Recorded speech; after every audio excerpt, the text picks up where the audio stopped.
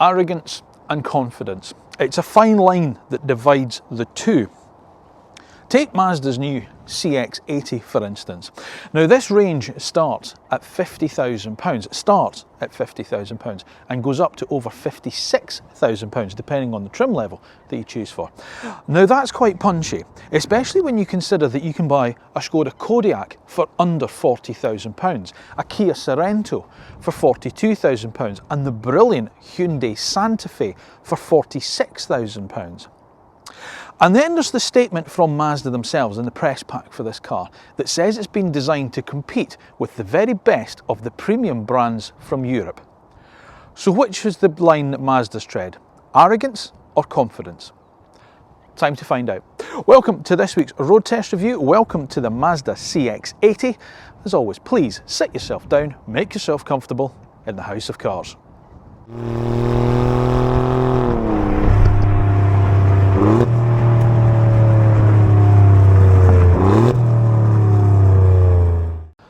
Now before we start on this week's road test review of Mazda's new CX-80, it is of course the time where I would ask you to make sure that you're subscribed to the House of Cars channel. That would be silly of me not to, let's be honest. Then once you've done that, make sure you press the little bell button that's down below, because that's the way you'll be notified when the next video is uploaded and it's gone live.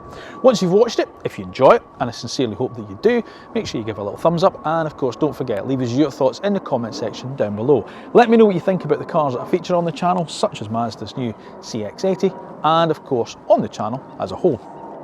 Mazda. Never one to follow the crowd, are they? Let's be honest, when we look back through history, I mean, they've championed the Wankel rotary engine for decades now. You know, when everyone else was abandoning them and building hot hatchbacks, Mazda went, no, we're going to make a two-seat open-top sports car with the MX-5. Shrewd move, that one. And instead of turbocharging a diesel, they said, well, we're going to supercharge one in the 626. And you know, when the electric cars started to take sort of like what Mazda did was, rather than giving sort of like a big sort of like off-road with a massive battery, they did a small compact coupe crossover with funny little rear doors and a very small range, and called it right sizing. And whilst the Mazda had in the past have done sort of like a luxury, their own luxury brand in some respects to take on the might of Europe when they had the Q7 range back in the 80s and 90s, they've sort of done away with that now, and they've been very bullish with this car and saying that this has been designed to compete with those premium European brands. And for those, take it as read, they mean BMW, Mercedes-Benz and Audi. So like I said, are they being confident or are they being arrogant? However, as always, let's start by taking a look at what the new CX-80 is actually all about. So the flagship CX-80, after the CX-60, is the second new car from the company's large product group and features seating for up to 7, making it the most spacious car in Mazda's European lineup. 2 drivetrain options are available, the ubiquitous plug-in hybrid as you would imagine, but also rather uniquely, as we have here, a straight-six turbo diesel. Both drivetrains are equipped with Mazda's iActive all-wheel drive system as standard. There are 5 trim levels available here in the UK, and it's priced from just under £49,000 to just over £55,500, depending on trim level and options fitted. So, punchy price, but it does offer something quite unique in some respects to go along with Mazda's usual engineering excellence. The question is, however, is it enough to tempt you away from the usual BMW, Mercedes-Benz or Audi showrooms and look at a Mazda instead? Well, let's put it through a House of Cars road test review and find out. Now, as always, we're going to start with how the car looks. The one word that Mazda used to describe the styling of the CX-80 is architectural. And I'd have to agree with them that this is an imposing car. You are getting an awful lot of car for your money.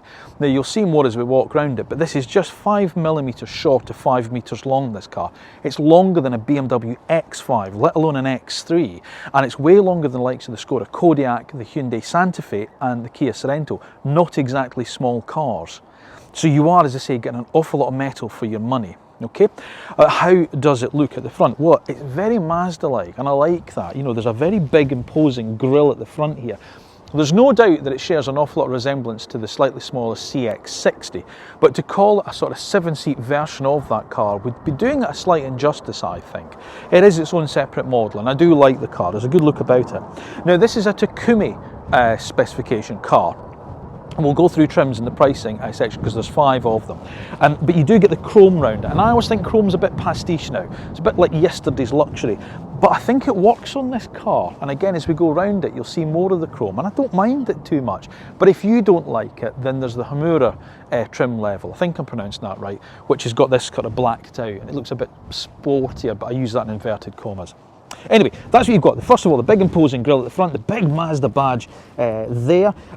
You've got this nice sort of like area down here as well, this vented here and this sort of like splitter, and these sort of like vertical vents here, which obviously take airflow round and down the side of the car.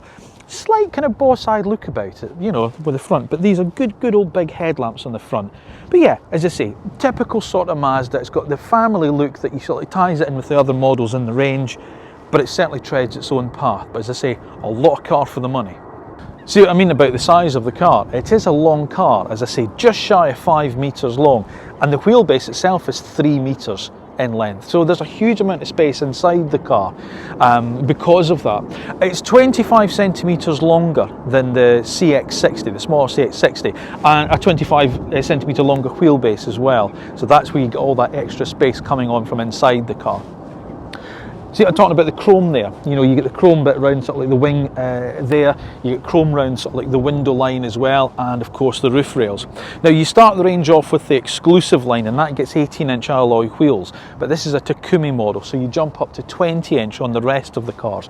And I would suggest you're probably going to need the 20-inch wheels for it not to look like it's sitting on some sofa casters. And I never thought I'd sit here and say that 18-inch alloy wheels are too small for a car, but I think they might be on this one. But it's a handsome beast. I really like it. It's very imposing, as I say. You know, you get the sort of like the nice sort of body colour wheel arch extensions here. And remember, I've said this before, yeah? The premium brands, when you look at them, like say BMW, Mercedes, Audi, and Lexus as well, they all tend to go for, you know, body coloured wheel arch extensions on their big SUVs, whereas the slightly less premium brands try to make them look a little bit more off-roady with the plastic ones, you know, sort of the black plastic ones. So they're off to a good start, but it is, yeah, it's a big imposing car, this. Architectural is without doubt the right expression to use when you're talking about this thing. And of course, the other thing that I love about it, if you're a regular viewer, you'll know, the doors. Look at that. Oh, all the way down underneath the sill, especially on a white car. Look at that, nice and clean. Getting in and out of there, no problem at all. Love that. Well done, Mazda. So, we'll come round the back of the car. Another neat piece of design, I think, from Mazda. You get the nice tail lights that just sweep round the bodywork from the side into the tailgate. You know, not quite a light bar. I don't think it's needed. Central Mazda badge there, as you'd expect. Little reverse camera tucked up underneath the tailgate there. No visible exhaust pipes at all. They've managed to hide those away. They feel that's a real premium thing, hiding the exhaust pipes away, and I think that's a good thing as well, personally. So you get this nice clean rear bumper and a little bit of diffuser there. Obviously reversing sensors, rear wiper, high level brake light integrated into the spoiler. Nice, neat, very imposing, as I say, and I think this is a really good looking car. But it doesn't really matter what I think, does it? Because it matters what you think, because you're the guys that are out there potentially buying these cars. Would it tempt you away from a BMW, a Mercedes-Benz or an Audi showroom and into a Mazda one? Would you rather have this or a Hyundai Santa Fe or a Skoda Kodiaq? As always, let me know your thoughts in the comment section down below. Now, practicality. Well, here's an interesting thing, because despite being the fact that it is one of the most physically large cars in its class, the boot space sort of straddles the rivals. Not the biggest in the class, okay? Apologies for the iPad, I had to write all these figures down. So with all the 7 seats in place, you've got 258 litres of storage space here. Now that's more than you get from the Kia Sorento, but it's less than you get in the Skoda Kodiaq and the Hyundai Santa Fe, two of the car's biggest rivals, okay? If you fold down sort of like these rear seats here, which is easily done, you just pull on the tabs and fold them down. So you've got it in 5-seater layout there, which does have a flat load bay through, in fairness. Then it goes up to 687 litres, and that's smaller than all 3 of those cars that I've just mentioned. So the Skoda, the Sorento, and the Santa Fe, okay? But then when you put all seats down, so when you put the sort of like the middle bench down, then that elevates the total capacity up to 1,971 litres, and that's bigger than all of them, bar the cavernous Kodiaq. So yeah, so see, despite the physical size of the car, it's not the biggest in its class when it comes to sort of like accommodation if you've got all the seats in place or you're using it as a 5-seater car. Okay, I'll put that down now. What else have we got in here? Well, we've got some nice little things. You've obviously got types of luggage hooks there where you can hang sort of like shopping bags from. As I say, the rear seats themselves are fairly, or the rear bench is relatively easy to fold down. The other nice thing that I like about it is if you open up sort of the boot floor, there's a really nice slot for the parcel shelf, because obviously when you've got it in the 5-seat mode, obviously you can have a roller blind across, and I like that, the fact that if you're going to the tip or something, you don't need to leave that behind at the house, you can just store it in the car, so you can put it back in there.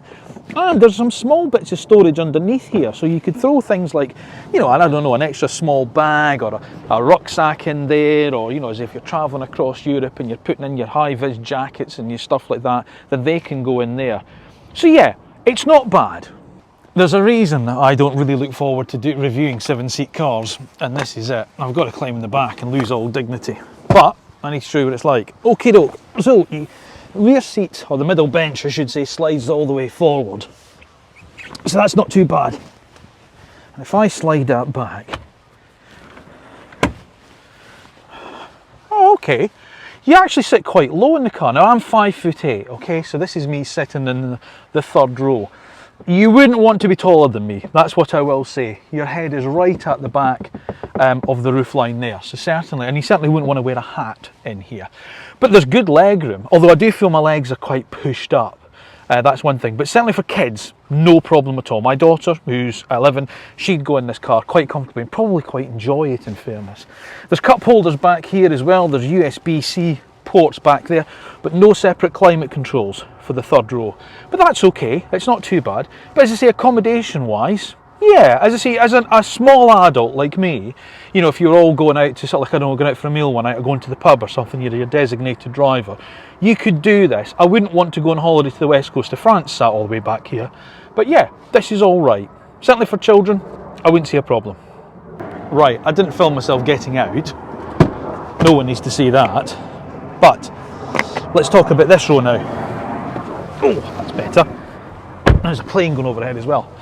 Right, here's the interesting thing with the CX-80, because you can also have it as a 6-seater car. So you can have it with 2 individual captain's chairs in the middle, which I think really adds to sort of like the premium feel of the car if you do that.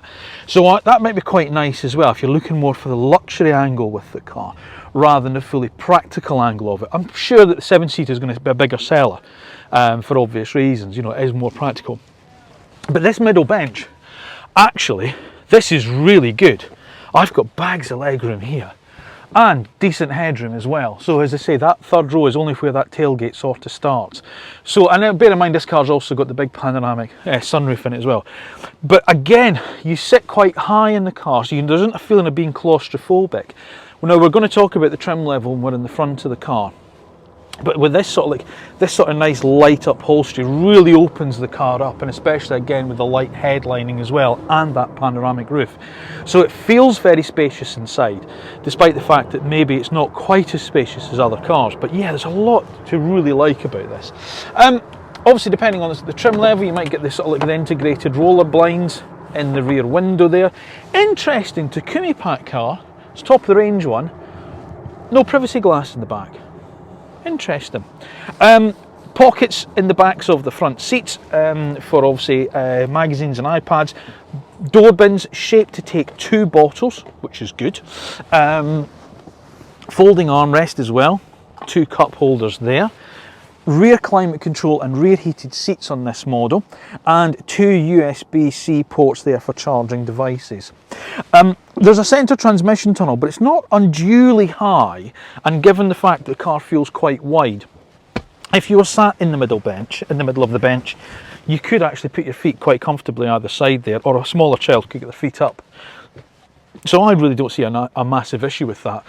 It'll be interesting to see how wide the car is with 3 adults in the back, but there you go. But I have to say, I like it. You know, in terms of rear accommodation, as I say, it's not as cavernous, I feel, as the Santa Fe. That's a really, you know, that feels really open and big in the back of the car.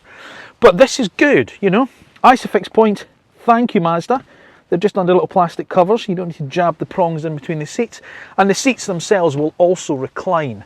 So depending, obviously, you can be more upright, if you prefer sitting more upright, or you can be more reclined, you know, if you're in a longer journey you want to have a little bit of a snooze.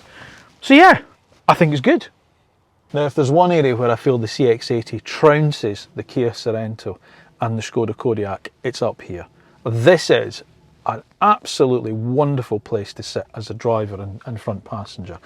I'm still a big fan of the Hyundai Santa Fe, so jury's out on whether or not I prefer it to the Santa Fe.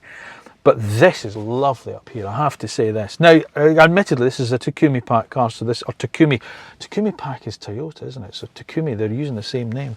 That's why I'm getting confused. So the Takumi that this is, has this sort of like light leather, this Napa leather, and this light maple wood, which is absolutely lovely. And this here along the dashboard, this material on the dashboard with this, the Masubu stitching it's called, I'm probably pronouncing that wrong, so apologies, Masubu, which is the ancient art of Japanese knot tying. It's designed to sort of like evoke memories of that, or, you know, to like give you ideas of that. It is stunning in here. I really like this interior. Right, let's talk about practicalities. What have we got? Well, I'm going to switch it on for a start so you can see things. And what we have here is a 12.3, oh, hang on, 12.3 inch infotainment display. Now, this is what I like about this display here, because it's controlled by this rotary dial here. Okay, so it's a bit like my Genesis GV70. So you can go up and down and the Mazda infotainment system is really good. It's really nice. I like it. You know, and you're zooming in and out just using this rotary dial down here, and then there's, you know, physical buttons around the side of it. So if we're going straight to media, you know, the radio's there, and then again you've got this other little physical button here, which is the volume control, track search. There's a favourites button down there, go straight to your favourites. Home button, you know, going back to the sort of like the main menu, and you scroll up and down. Now, obviously, you also get wireless Apple CarPlay and Android Auto as well. And when it's on Apple Car, you can use it as a touchscreen. So, you know, it's not just on this controller, so you can use it as a touchscreen there. But it's set quite far away from you, so, you know, it's probably not ideal to use it or try use it as a touchscreen. But I really like that. That's a really nice, clear, it feels slick as well. I know it's a silly thing to say, but just as you know, as you're moving the rotary controller and it's just highlighting things, it feels slick and it feels premium. You know, they really have got that nailed. So that's the first thing that I really have to commend them for, apart from the overall look. The infotainment system is very, very good. You've then got this 12.3 inch driver cluster in front of you as well, which again is really nice and clear and feels very premium. It's effectively 3 dials, so you've got your speedometer in the middle, rev counter to the left, and then you've got temperature and fuel gauge on this side there as well. And again, it's just nice, it's clear, it's easy to read at a glance. You know, there's nothing too superfluous in there. You know, there are little bits of, you know, sort of like you can have little trip computers in here and sort of like various bits of information there, but you know, you can't throw the map into there or anything silly like that, you know, so that maybe, you know, others maybe do that a little bit better than far as the tech, but I can't knock it in terms of the clarity and how easy it is to read when you're out driving. Plus, as well as a really good head-up display on the car as well, so that's excellent. Okay, so first of all, those two things have to be commended. The displays are brilliant. Then there's the actual driving position itself, which feels really very good. There's a lot of range of adjustment on the seat. I can tilt the seat up, obviously. You know, you can sort of, you know, have it backwards and forwards. There's lumbar support, which, you know, maneuvers all sort of like round the place as well, which is excellent, you know. And the steering wheel, which is this just nice Mazda. I always like Mazda steering wheels. I think they do their steering wheels really, really nicely. And what you've got is a really just the right thickness of rim, I think. I think this is a really, really nice steering wheel. Leather wrapped wheel, 3 spokes, just the right amount of buttons on them, and physical buttons. And that's the other thing that I love about the interior, the amount of physical buttons that are in here. You know, so temperature control, automatic climate, heated seats, ventilated seats, control for the rears, fan speed, all the rest of it. It's all a physical button. You know, so you're driving along, you want to adjust temperature, it's that there, up and down. You know, you want to turn on the heated seat, it's that there, press it, or, you know, how many times you want for the level you want. Heated steering wheel, fan speed, as you saw earlier, controlling it via there. Absolutely fantastic. So that's fabulous. I like that. There's just all the right amount of physics, but it doesn't look cluttered. The way they've designed it, it doesn't look cluttered. You know, it's not like just a mishmash of buttons. It's just a really nice little bank of buttons there. This area here feels quite wide actually, but you've got the 2 cup holders here. I've left my coffee cup in my car in the car park, unfortunately. But you can cover that up if you're not using them, but certainly they're big enough for, you know, decent sized coffee flask like mine. There's the MI drive controller here. So you can go from sport to normal to off-road mode. So that controls your drive modes. Obviously it's an automatic transmission. And we'll talk about that on the technical side. You get hill descent control, and as I say, here's your rotary controls down here for the infotainment system, volume and electric handbrake and auto hold. Storage. Good, not as deep as I thought it would be, in fairness. I thought that'd be a bit deeper. I was really getting my whole arm in there almost. But you know, it's okay. You certainly get sort of like a packet of pan drops in there, you know, or some, if you're old enough to remember what pan drops were, or cola cubes and things like that. So that's good. Oh, what have we got in there? Yeah, we've got a reasonable glove box and big door bins as well. Right, now I did write some other things down that I needed to talk about, so bear with me on this. Oh yes, you got Amazon Alexa as well. So this is an interesting thing. So a few cars do this now. So you can control Amazon Alexa with this. So if you've got an Amazon Music account, you know, there's voice activation for that. Plus as well, you can link it to your home as well. So if you've got smart devices in your home, you know, like you put your lights on by Alexa and things like that. So if you're driving home, coming up your driveway or whatever, or you know, you're just pulling up or whatever, you can ask it to switch on your home lights as well, so everything's lit for you when you get in. So that's quite a handy wee thing. I've never used it, so but I'm saying it's good. What else was I talking about? I was supposed to talk about as well. Oh yeah, this as well. There's a thing called see-through view technology, which uses the camera at the front to effectively see through the bodywork. It doesn't obviously, but you know, that's the impression it gives you, and it gives you better accuracy when you're manoeuvring. You know, so if you're in the town, or you're in a tight car park, you know, in a multi-storey car park, and you want to see where the high curbs are and things like that, there's that. You can have that as well. I mentioned the other thing, but there's also as well, there is trailer hitch view. Now, I'm going to talk about that a lot when when we go on to the technical side of things, because with this car I have here, I haven't really mentioned it up until now in the review. This is an inline 6 diesel, and it's a brilliant tow car, or it certainly has the makings of a brilliant tow car. So it has a trailer hitch view as well. So in other words, you can view at the back. So if you're hitching up your caravan, or you know, or your trailer or your horse box on your own, you know, you can get the trailer view at the back. It's not on this car because it doesn't have a tow bar, but it's what you can have as well. So it'll show you, guide you up to where your trailer hitch is, so it makes it a lot easier if you're on your own hooking up your caravan. That's, I think, a really good thing, Mazda, so well done on that. And I think that was the only thing else that I wanted to really talk about.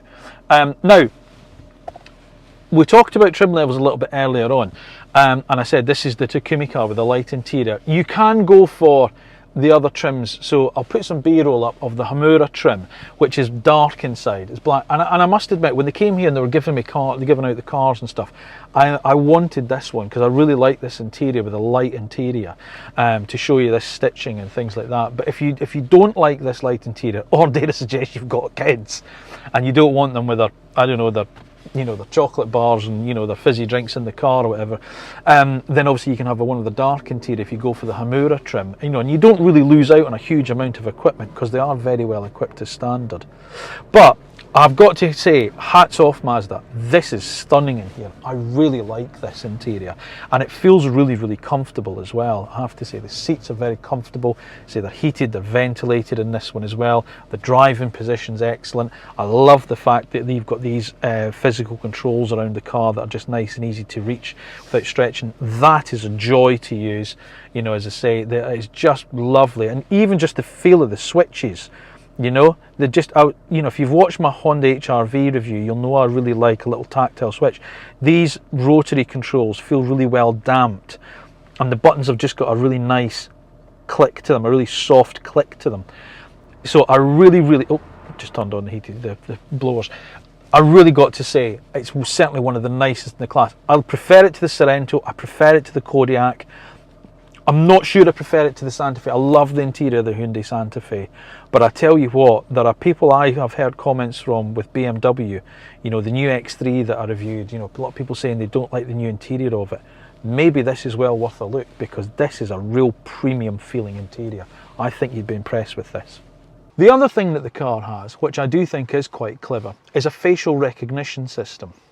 Now, don't be too scared about things like this, because what it does is it recognises you and sets the car up as your profile. So in other words, when you get in it and you set your seat position, you set your steering column with the electric steering column adjustment, if you've got it on that spec car, even things like your preferred radio station.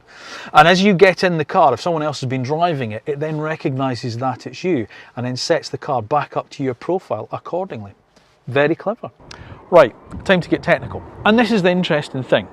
Bear with me on this. So there's two driveline options, depending on which CX-80 you go for. You can have it as the ubiquitous plug-in hybrid if you want, okay? And if you go for that one, then it's a 2.5 litre 4-cylinder direct injection engine, and that's mated to an electric motor and fed from a 17.8 kilowatt hour battery, okay?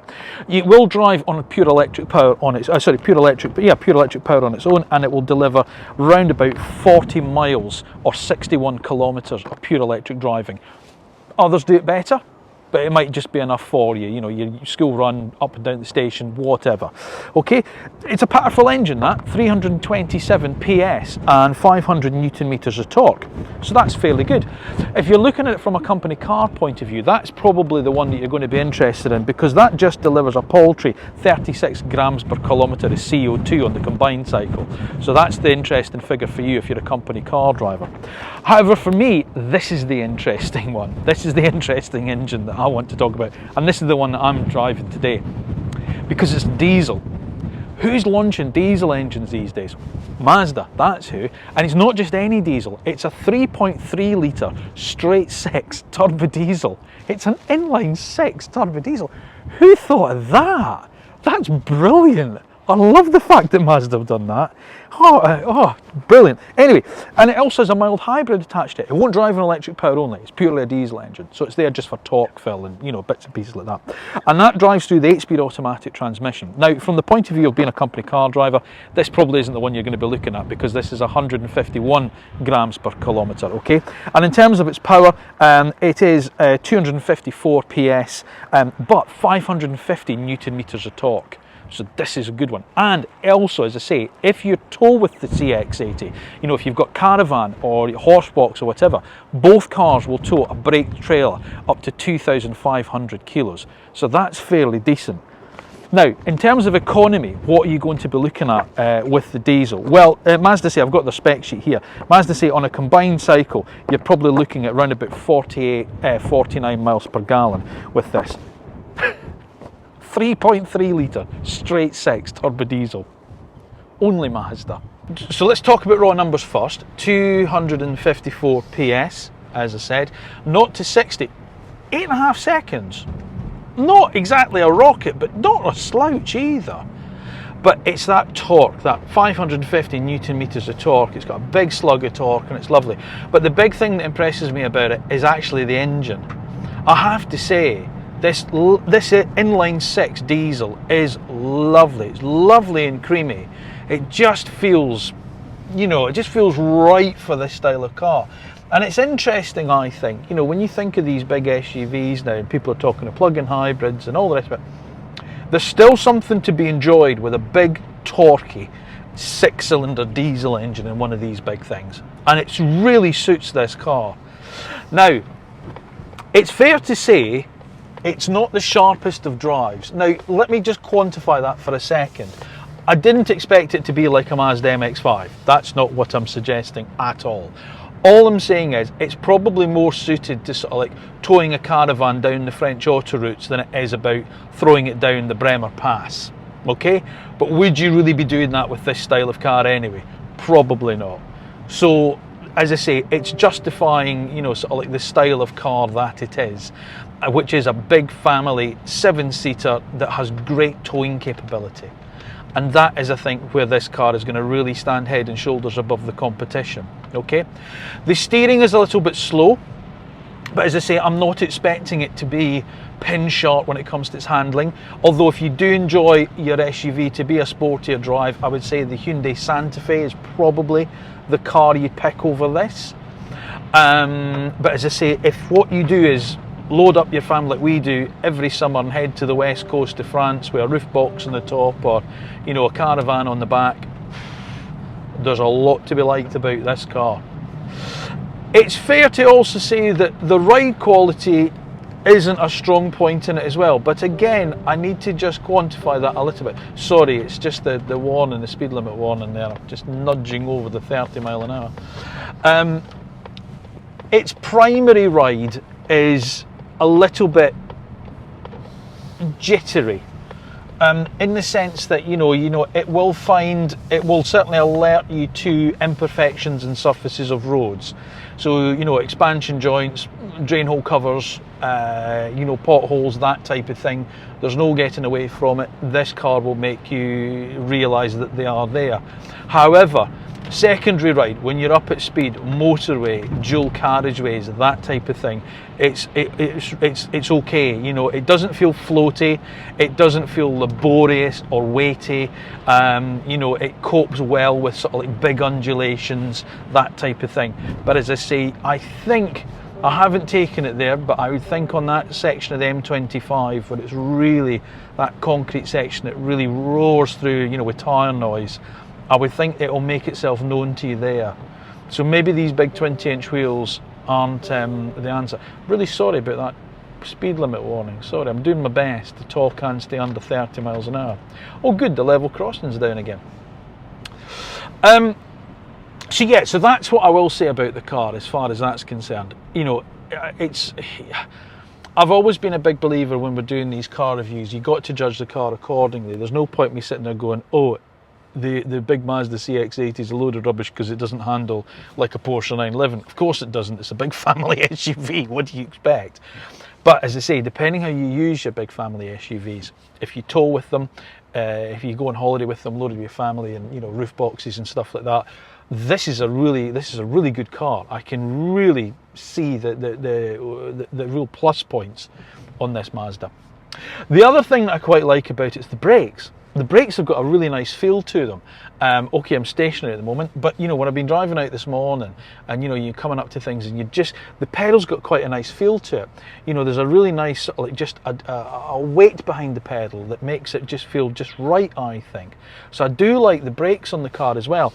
And considering it's not a light car, this, it's a big SUV.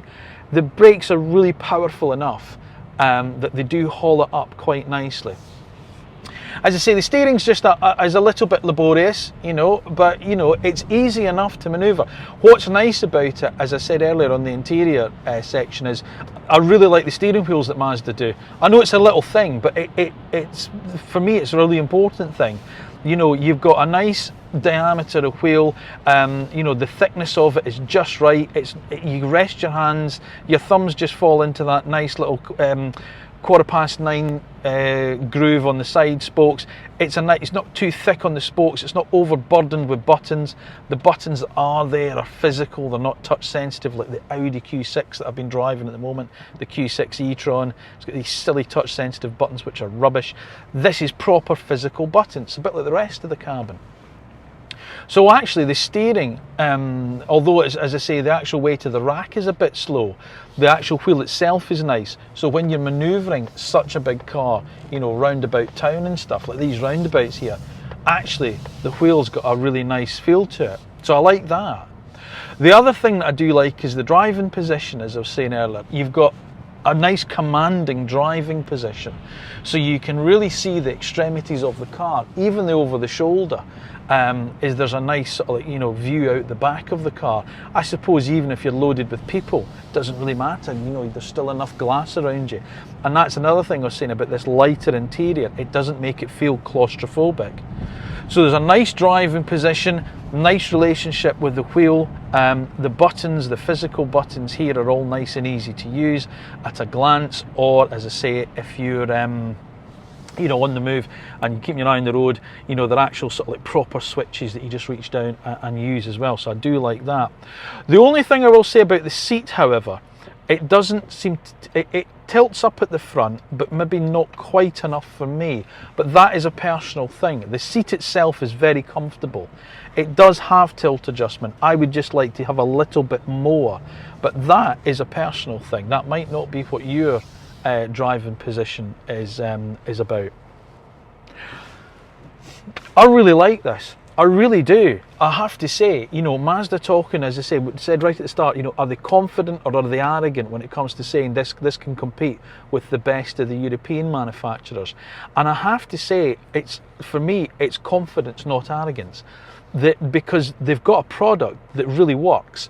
And yes, it might be, dare I suggest, a little bit old-fashioned in the sense that it's a big turbo diesel SUV, but there's still a market for that, and they're not going to build a car that people aren't going to buy. And as I say, if you're a caravaner, if you tow a caravan with your big SUV, or as I say, you load it up with your family and loads of stuff on it and head through Europe in the summer, this is a car I think you need to look at, because this is a really lovely car for that type of journey.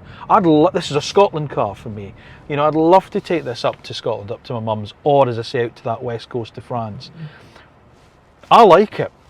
I really do. I think there's a really good car here. A good, sensible, proper, big family hold-all. There's a lot to recommend about this car. Right, you're going to want to know how much all of this costs. Like I say, this is not a cheap car. It is designed to compete with the more premium brands. And as I say, you can get a Skoda, a Hyundai and a Kia at a lot less money with 7 seats. Okay, the Mazda CX-80, so it starts with the exclusive line as a plug-in hybrid, and that is £49,670, so that's where your range starts. Okay, and if you want to go for the diesel in that trim, it's £52,200, so another couple of grand to go for the diesel. The diesel has that premium over the plug-in hybrid. So the range varies then upwards, and it maxes out at £59,165 for the Takumi Plus with the diesel engine, so just a tickle under £60,000. As I say, this is not a cheap car, but it is a very premium feeling car. Okay, and in between those two, so the exclusive line and the Takumi Plus, you get Hamura, Hamura Plus, and obviously Takumi trim levels, which this particular one is. Right, competition. Now, we've mentioned quite a few of them already, haven't we? Skoda Kodiaq, interestingly also available as a plug-in hybrid and diesel, and it's a really good car, the new Kodiaq, although bear in mind, if you go for a plug-in hybrid and a Kodiaq, it's not a 7-seater, it's only a 5-seat that's available with that. There you go. Kia Sorento, another good car, again available with you know, electrified drivetrain and also as well diesel engines. The Hyundai Santa Fe, brilliant car, that's a big 7-seat car available as a plug-in hybrid. Although no diesel option on the Santa Fe, that's interesting. There's also competition from the likes of Peugeot with the 5008, that's a 7-seater car with a plug-in hybrid system, and Volkswagen's new Tayron as well. That could be seen as a competitor for this. But bear in mind what I said earlier about Mazda looking at this as a premium product and wanting to take on those premium brands. And therefore you're going to have to look at the likes of something like BMW X3 and Audi Q5, although neither of those offer the option of 7 seats. There's Mercedes-Benz, however, with the GLB. That's a 7-seater car, so that might be an option. But again, given the physical size of the Mazda, it is more in line of the likes of the BMW X5, the bigger Mercedes, and of course the bigger Audis as well. As I say, you are getting an awful lot of car for the money, but it is an awful lot of money. So, what do I make of Mazda's new CX-80? I really like it. I think they've got a real winner on their hands here. This is a very likeable car. Now, I don't want that word likeable to sound like I'm being flippant, because it's not perfect, okay? The plug-in hybrid, it could do with a slightly longer electric-only range. And of course, if you're a company car driver and you opt for the diesel, then you pay for the privilege when it comes to your company car tax. And even if you're a private buyer, this is not a cheap car. Remember what I said, you know, you can buy a Skoda Kodiaq, a Kia Sorento, or a Hyundai Santa Fe a lot less money than where this car starts at. And if I'm being blunt about it, I think the Hyundai Santa Fe is probably a sharper car to drive, and I do prefer the style of that car, and I think the interior is just that little bit more different to what you get with this. But in all other respects, remember what I said right back at the start about where Mazda see this car competing. In other words, they see it as a competitor for the best European premium brands. In other words, what they're talking about is BMW, Mercedes-Benz and Audi. Do I prefer this car over one of those cars from those manufacturers? Do you know what? I do, and it's down to this diesel engine. I think this is a real standout feature for this car because it is a really lovely car to drive. So if you're after just a big, comfortable 7-seat family SUV that's very luxurious, very well built and has lots of nice design touches in it, then this needs to be on your radar, because for me, this is a real winner. Were Mazda being arrogant with their statement? No.